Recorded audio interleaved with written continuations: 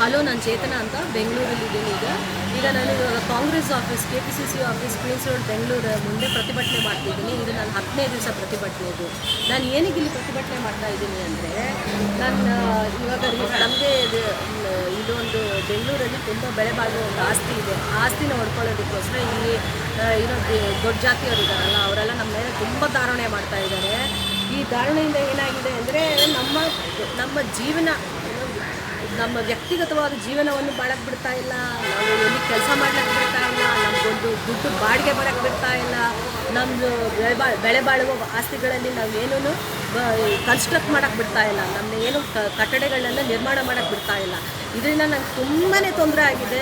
ನನ್ನ ಮಕ್ಕಳಿಗೆ ಶಾಲೆಗಳಿಗೆ ಹೋಗೋಕ್ಕೂ ಬಿಡ್ತಾ ಇಲ್ಲ, ನನ್ನ ಮಕ್ಕಳ ಪ್ರತಿಭೆನ ಮುಂದೆ ಬರಲಿಕ್ಕೆ ಬಿಡ್ತಾ ಇಲ್ಲ, ತುಂಬ ತೊಂದರೆ ಕೊಡ್ತಾ ಇದ್ದಾರೆ. ನಾನು ಇವಾಗ ನಿಮಗೆ ಸ್ವಲ್ಪ ಕೇಸ್ಗಳನ್ನ ತೋರಿಸ್ತೀನಿ. ಇವಾಗ ರೀಸೆಂಟಾಗಿ ಸೈಬರಲ್ಲಿ ನಮ್ಮ ಮಕ್ಕಳಿಗೆ ಸೈಬರ್ ಅಟ್ಯಾಕಲ್ಲಿ 61 ಲಕ್ಷ ಹೋಗಿದೆ. 61 ಲಕ್ಷ. ಈ 61 ಲಕ್ಷ ಏನಕ್ಕೆ ಹೋಗಿದೆ ಅಂದರೆ, ನಾನು ಅವಳ ಜೊತೆ ಇರಲಿಲ್ಲ. ಅವ್ರು ಏನು ಒಂದೊಂದು ಕೆಲಸ ಮಾಡಬೇಕಂದ್ರೆ ಸೈಬರಲ್ಲಿ ನಾನು ಹೆಲ್ಪ್ ಇಲ್ದಲೇ ಮಾಡೋದಿಲ್ಲ. ನಾನು ಇಲ್ದೇ ಇರಬೇಕಾದಾಗ ಬಂದು ಈ ಧಾರಣೆ ಮಾಡಿ ಹೋಗಿದ್ದಾರೆ. ಇದು ಬಂದುಬಿಟ್ಟು 100% ನಾನು ಹೇಳ್ತಾ ಇದ್ದೀನಲ್ಲ, ರೌಡೀಸು ಅವ್ರು ಸಂಬಂಧಪಟ್ಟಿರೋ ಜನರೇ ಮಾಡ್ತಾ ಇರೋದು. ಅದು ನನಗೆ 100% ಗೊತ್ತು. ನಾನು ಹೇಳ್ತಾನೆ ಇದ್ದೆ ಪೊಲೀಸ್ಗೆ, ಪ್ಲೀಸ್ ಹೆಲ್ಪ್ ಮಾಡಿ, ನಮಗೆ ಕರೆಕ್ಟಾಗೆಲ್ಲ ಇನ್ವೆಸ್ಟಿಗೇಟ್ ಮಾಡಿ ನಮಗೆ ಕೊಡಿ ಇನ್ಫಾರ್ಮೇಷನ್. ಯಾರು ದುಡ್ಡು ಕೊಡಿ ಅಂದರೆ ಫಸ್ಟ್ ದುಡ್ಡು ಬಿಡ್ಸೋಕ್ಕಾಗಲ್ಲ, ದುಡ್ಡು ಬರ್ದಲ್ಲ, ಬ್ಯಾಂಕವ್ರು ಸರಿ ನಮ್ಗೆ ಡೇಟಾ ಕೊಡ್ತಾ ಇಲ್ಲ, ಬಂದ್ರೂ ನಿಮಗೆ ಸಿಗಲ್ಲ, ಹೀಗೆ ಹೇಳ್ತಾಯಿದ್ರು. ಸರಿ, ನೀವು ದುಡ್ಡು ಕೊಡ್ತಾ ಇಲ್ಲ, ನಮಗೆ ಕಳ್ಳರನ್ನೇ ಇಟ್ಕೊಡಿ ಅಂತ ಕೇಳೋಕ್ಕೆ ಸ್ಟಾರ್ಟ್ ಮಾಡಿದ್ರು. ಕಳ್ಳರನ್ನೇ ಇಟ್ಕೊಡಿ ಅಂದಿದ ತಕ್ಷಣ ಅದನ್ನು ಇಟ್ಕೊಡೋಕ್ಕಾಗಲ್ಲ ಅಂತ ಹೇಳ್ತಾಯಿದ್ರು.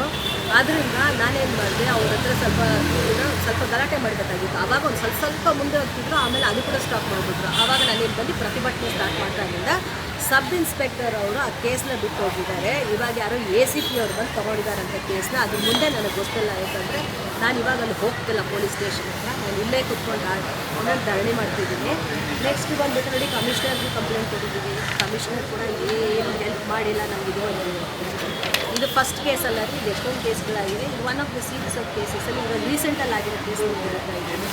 ನನ್ನ ಮಗನಿಗೆ ಇದು 61 ಲಕ್ಷ ಏನಕ್ಕೆ ಇಟ್ಟಿದ್ದಾರೆ ನಮ್ಮ ಮಕ್ಕಳ ಹತ್ರ ಅಂದರೆ, ನನ್ನ ಮಗನಿಗೆ ಯೂನಿವರ್ಸಿಟಿ ಆಫ್ ಮ್ಯಾಂಚೆಸ್ಟರ್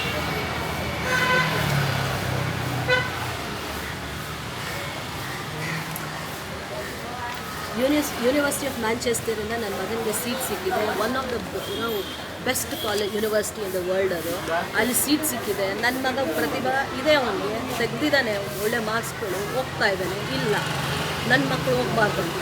ಸೊ ನಮ್ಮ ಮಕ್ಕನ ದುಡ್ಡು ಹೊಡ್ಕೊಂಬಿಟ್ರು. ಇವಾಗ ನಮ್ಮ ಹತ್ರ ಫಸ್ಟ್ ಎಲ್ಲಿಂದನೂ ದುಡ್ಡಿಲ್ಲ. ಅವಳೇನೋ ಪಾಪ 30 ವರ್ಷ ಒಂದು ಕಡೆ ಗೌರ್ಮೆಂಟ್ ಕಾಲೇಜಲ್ಲಿ ಕೆಲಸ ಮಾಡ್ತಿದ್ದು, ಸ್ವಲ್ಪ ದುಡ್ಡು ಬಂದಿತ್ತು, ಮಗಳಿಗೆ ಹೊಡೆದೆ, ಅದು ಇದು ತೆಗಿತು. ನನ್ನ ಮಗ ಹೋಗ್ಬೇಕಂದ್ರೆ ಗ್ಯಾರಂಟಿ ಸ್ವಲ್ಪ ಹೆಲ್ಪ್ ಮಾಡಿರೋಳು, ಅದು ಕೂಡ ಕಿತ್ಕೊಂಡು. ಅದು ಬಿಡಿ, ನನ್ನ ಮಗಂದು 10th ಮಾರ್ಕ್ಸ್ ನೋಡಿ. 10th ಮಾರ್ಕ್ಸು ಅವ್ನು ಪ್ರಿಪ್ರೇಟ್ರಿ ಎಕ್ಸಾಮಲ್ಲಿ 50-60% ಅಷ್ಟೇ ಕೊಟ್ಟಿರೋದು ಮಾರ್ಕ್ಸ್. ಜಾಸ್ತಿ ಕೊಡೋದಿಲ್ಲ, ಮಾರ್ಕ್ಸ್ಗಳೆಲ್ಲ ಜಾಸ್ತಿ ಕೊಡೋದಿಲ್ಲ. ಆದರೆ ಬೋರ್ಡ್ ಎಕ್ಸಾಮಲ್ಲಿ 10th ಬೋರ್ಡ್ ಎಕ್ಸಾಮಲ್ಲಿ 95%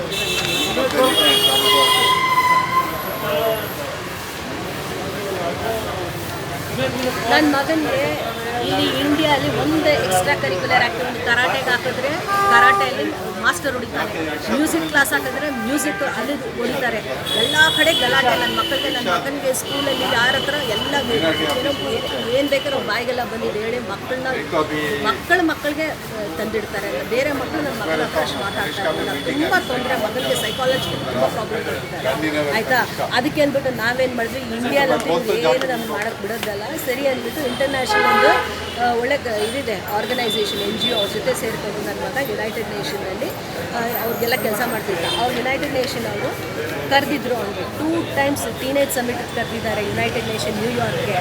ವೀಸಾ ಕೊಡಲಿಲ್ಲ. ನಂಬ್ತೀರಾ ನೀವು? ವೀಸಾ ಕೊಟ್ಟಿಲ್ಲ. ಒಂದು ಪ್ರತಿಭಾಶೀಲವಾದ ಹುಡುಗನಿಗೆ ವೀಸಾ ಹೆಂಗೆ ಕೊಡೋದಿಲ್ಲ ನ್ಯೂಯಾರ್ಕ್ ಹೋಗೋದಕ್ಕೆ? ನನಗೆ ಅದು ಅರ್ಥ ಆಗ್ತಾ ಇಲ್ಲ. ಅಷ್ಟುವರೆಗೆ ಅವ್ರಿಗೆ ಕೈ ಇದೆ. ಎಲ್ಲಿ ಬ್ಯೂರೋಕ್ರಾಟ್ಸ್ ಹತ್ರ ಎಲ್ಲ ಹೋಗಿ ನಮಗೆಲ್ಲ ಏನು ಮಾಡಿಸ್ತಿರೋ ಥರ ಅಷ್ಟು IAS ಆಫೀಸರ್ ಗೊತ್ತು. ನಾನು IAS ಆಫೀಸರ್ ಹತ್ರ ಅವರು ಹೋಗ್ತಾರೆ, ನಾನು ಪೊಲೀಸ್ ಹತ್ರ ಹೋಗ್ತಾರೆ, ನಾನು ಲಾಯರ್ ಹತ್ರ ಲಾಯರ್ಗೆ ಹೋಗ್ತಾರೆ, ಕೋರ್ಟ್ ಹತ್ರ ಹೋದ್ರೆ ಕೋರ್ಟ್ಗೆ ಹೋಗ್ತಾರೆ. ಎಲ್ಲರೂ ಜಡ್ಜು ಅವ್ರ ಕಡೆನೇ, ಎಲ್ಲರೂ ಅವ್ರ ಕಡೆನೇ. ಇಲ್ಲಿ ನೋಡಿ, ನನ್ನ ಮಗನಿಗೆ ಇನ್ನೊಂದು ಪ್ರಾಜೆಕ್ಟ್ ಮಾಡಿದೆ ಯುನೈಟೆಡ್ ನೇಷನಲ್ಲಿ. ಮಾಡಿದ್ದಕ್ಕೆ ಅವನಿಗೆ ಯುನೈಟೆಡ್ ನೇಷನಿಂದ ಪ್ರೈಸ್ ಇತ್ತು ಕ್ಯಾಶ್ ಮನಿ $7,500 $7,50,000 ಇದು ಮಾಡೋದಕ್ಕೋಸ್ಕರ ಇವನು ಇಂಡಿಯಾದಿಂದ ಒಂದು ಹುಡುಗ 2 ಹುಡುಗಿರು ಕೊಲೊರಾಡೋ ಯುನೈಟೆಡ್ ಸ್ಟೇಟ್ಸಿಂದ 2 ಹುಡುಗಿರು 3 ಜನ ಸೇರ್ಕೊಂಡು ಮಾಡಬೇಕು ಪ್ರಾಜೆಕ್ಟ್ ಅಂತ ಒಂದಾಗಿದ ತಕ್ಷಣ ಒಂದು ಹುಡುಗಿ ಬಂದ್ಬಿಟ್ಟು ತನಿಷ್ಕಾ ಅಂತ ಅವಳು ಮೈಸೂರಿಂದ ಬರ್ತಾಳೆ. ಅವಳಿಗೆ ಅವ್ರ ತಂದೆ ತಾಯಿ ಎಲ್ಲ ಅವಳು ಇವಾಗ ಹೋಗಿರೋದು ಸ್ವಲ್ಪ 6-7 ವರ್ಷ ಮುಂದಿದ್ದರಿಂದ ಅವರು ಆ ಹುಡುಗಿ ತಂದೆ ತಾಯಿನೂ ಹಿಡಿದುಬಿಟ್ಟು ಅವ್ಳು ನನ್ನ ಮಗ ಪ್ರಾಜೆಕ್ಟ್ ಮಾಡಬೇಕಾದಾಗ ಅವ್ರು ಬರಲೇ ಇಲ್ಲ ಪ್ರಾಜೆಕ್ಟ್ ಮಾಡೋದಕ್ಕೆ. ಸರಿ ಅಂತ ಹೇಳಿ ನನ್ನ ಮಗ ಫುಲ್ಲು ಪ್ರಾಜೆಕ್ಟ್ ಕಂಪ್ಲೀಟ್ ಮಾಡಿ ಸಬ್ಮಿಟ್ ಮಾಡಾಗಿ ದುಡ್ಡು ಬಂತು ಅಂದರೆ ಬಂದರು ಇಬ್ಬರು ಬಂದು ದುಡ್ಡೆಲ್ಲ ಕಿತ್ಕೊಂಡು ಅವ್ನ ಪಾಲೇನು ಬರಬೇಕು ಅಂತ ಇಷ್ಟು ಕೊಟ್ಬಿಟ್ಟು ಎತ್ಕೊಂಡು ಹೋಗಿದ್ರು. ನಾನೇನು ಹೇಳೋದಂದರೆ ಇವಾಗ ನಮ್ಗೆ ಎಲ್ಲಿ ಬರ್ತಕ್ಕೆ ಬಿಡೋದಿಲ್ಲ, ಇಂಡಿಯಾಲೂ ಬರ್ತಕ್ಕೆ ಬಿಡೋದಿಲ್ಲ, US ಅಲ್ಲೂ ಬರ್ತಕ್ಕೆ ಬಿಡೋದಿಲ್ಲ. ಸೊ ಈ ಜಾತಿ ಅನ್ನೋದಿದೆಯಲ್ವಾ, ಈ ಜಾತಿ ಹಿಂದುತ್ವ ಅನ್ನೋದಿದೆಯಲ್ಲ, ಇದು ಎಲ್ಲಿ ಹೋದ್ರೂ ನಮ್ಮನ್ನ ಬಿಡ್ತಾ ಇಲ್ಲ, ಬೆನ್ನೆತ್ತಿದ ಭೂತ ಥರ ಬರ್ತಾನೆ ಇದೆ. ಅದಕ್ಕೆ ನನಗೆ ಯಾವುದು ಗೊತ್ತಾಗ್ತಲೇ ಆಗ ನನ್ನ ಮಗನ ಫ್ಯೂಚರೇ ಇಲ್ಲ ಅಂದಮೇಲೆ ನನ್ನ ಮನೇಲಿ ಕೂತ್ಕೊಂಡು ಏನು ಬೇಳೆ ಬೇಯಿಸ್ಕೊಂಡು ಕೂತ್ಕೊಳ್ಳಲ್ಲ. ನನ್ನ ಮಗ ಏನು ಇವಾಗ ಅವ್ರಿಗೆ ಮೋದಿಜಿ ಹೇಳ್ತಾರಲ್ವ ಪಕೋಡ ಬೇಜು ಅಂತ, ಪಕೋಡನ ಬೋಂಡ ಮಾರೋದು ಬಿಡ್ಲ ನಾನು.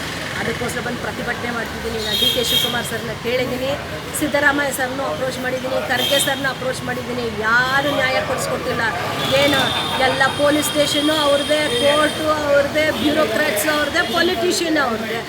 BJPಯಲ್ಲೂ ಅವ್ರದ್ದು ಪೊಲಿಟಿಷಿಯನ್ ಅವರು MLAಗಳು ಇರ್ತಾರೆ, ಅವ್ರಿಗೆ ಕಾಂಗ್ರೆಸ್ಸಲ್ಲೂ MLA ಇರ್ತಾರೆ. ನಾವೆಲ್ಲರಿ ಹೋಗ್ಬೇಕು?